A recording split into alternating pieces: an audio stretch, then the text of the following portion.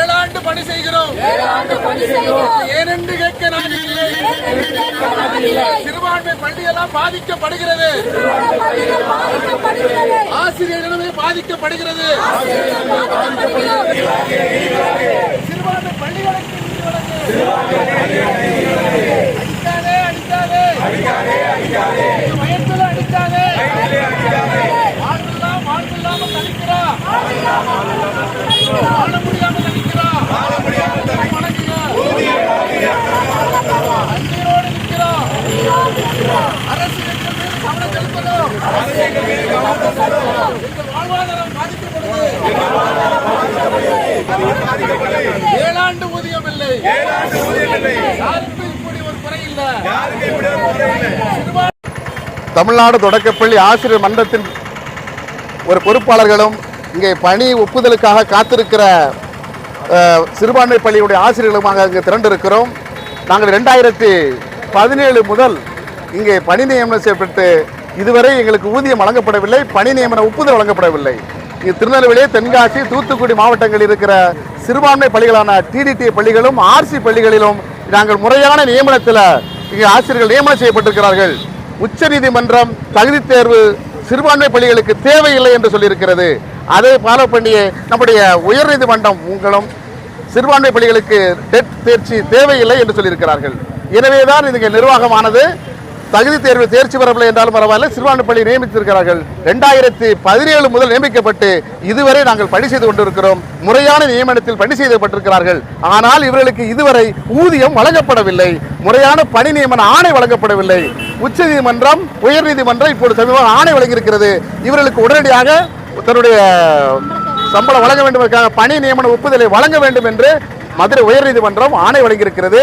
எங்களுடைய திருநெல்வேலி மாவட்ட கல்வி அலுவலரும் தென்காசி மாவட்ட கல்வியாளர்கள் என்ன செய்யறாங்கன்னா மேல்முறையீடும் பண்ண முடியல. ஏன்னா சுப்ரீம் கோர்ட்டுக்கு எதிராக அது வழக்கு அமைந்திருக்கிறது என்பதனால மேல்முறையீடு பண்ண முடியாமல் எங்களுக்கு பணி ஒப்புதலும் வழங்காமல் காலம் தாழ்த்தி வருகிறார்கள். எனவே எங்களுடைய கண்ணீரோடு இன்றைக்கு மாவட்ட ஆட்சித்தலைவர் அலுவலகத்தை முற்றுகையிட்டு எங்களுடைய கோரிக்கையை நிறைவேற்ற வந்திருக்கிறோம். தமிழ்நாடு தொடக்கப்பள்ளி ஆசிரியர் மன்றத்தின் சார்பாக இவர் வாழ்வாதார பிரச்சனைக்காக நாம் முழு முயற்சியாக போராடி கொண்டிருக்கிறோம். 7 ஆண்டுகளாக இந்த போராட்டம் விடிவரவில்லை. இன்று விடிவர வேண்டும் என்று கனவோடு நாங்கள் காத்திருக்கிறோம். கலெக்டர்களை சந்தித்து முறையிடுவதற்காக வந்து இருக்கிறோம். தமிழ்நாடு தொடக்கப்பள்ளி ஆசிரியர் மன்றத்தினுடைய மாநில செயலாளர் நல்லாசிரியர் ராஜேந்திரன். வணக்கம். பாதிக்கப்பட்ட ஆசிரியர்கள் சார்பாக நான் பேச வந்துள்ளேன். நாங்கள் 2017 அக்டோபர் 5 முதல் 2019 வரை பணி நியமனம் செய்யப்பட்ட ஆசிரியர் தகுதி தேர்வில் தேர்ச்சி பெறாத ஆசிரியர்கள் நாங்கள். மன்றத்தின் பொதுச் செயலாளர் மரியாதைக்குரிய ராஜேந்திரன் சார் சொன்ன மாதிரி உச்சநீதிமன்றம் மற்றும் மதுரை ஹைகோர்ட் உயர் நீதிமன்றங்களில் வந்து பல்வேறு தீர்ப்புகளில் வந்து சிறுபான்மை பள்ளிகளுக்கு ஆசிரியர் தகுதி தேர்வில் தேவையில்லை என்று பல்வேறு நீதிமன்ற தீர்ப்புகள் வந்தோ இந்த அரசும் சரி கல்வித்துறை அதிகாரிகளும் சரி நீதிமன்ற தீர்ப்புகளை மதிக்காமல் துச்சமென மதித்து எங்களுக்கு வந்து அப்புறம் இன்னும் பணி நியமனத்திற்கு ஒப்புதல் வழங்காமல் இருக்காங்க.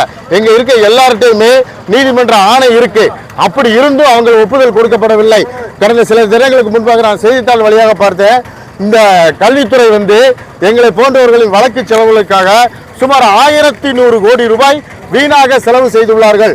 அந்த 1100ல ஒரு 10% எங்களுக்கு கொடுத்தா கூட எங்க அனைவருடைய வாழ்வு நல்லா இருக்கும். ஆனா அரசாங்கம் வந்து அதை செய்ய மனமில்லை. இந்த மைனாரிட்டி சிறுபான்மை நலன் பாதுகாப்போடு சிறுபான்மை நலனுக்காக பாடுபடும் இந்த அரசு, கலைஞரின் வழிவந்த அரசு என்று சொல்லக்கூடிய இந்த அரசு கலைஞரின் கொள்கைக்கு விரோதமாக செயல்பட்டு கொண்டிருக்கிறது என்பதுதான் உண்மை. இன்றைக்கு வந்து கலைஞர் அவர்கள் உயிரோடு இருந்திருந்தால் எங்கள் அனைவருக்கும் கண்டிப்பாக ஊதியம் கிடைச்சிருக்கிறோம். அதனால தமிழக அரசுக்கு ஒரு வேண்டுகோள், நீங்க யாருடைய கொள்கையை நிறைவேற்ற வேண்டாம், தலைவர் கலைஞர் அவர்களின் கொள்கையாவது நிறைவேற்றி சிறுபான்மை மக்களாக எங்களுக்கு உரிய ஒப்புதல் உடனடியாக வழங்க வேண்டும் என்று இதன் வாயிலாக கேட்டுக்கொள்கிறேன். எங்களுக்கு ஆக்கமும் ஊக்கமும் அளித்த தமிழ்நாடு தொடக்கப்பள்ளி ஆசிரியர் மன்றத்திற்கு நன்றி.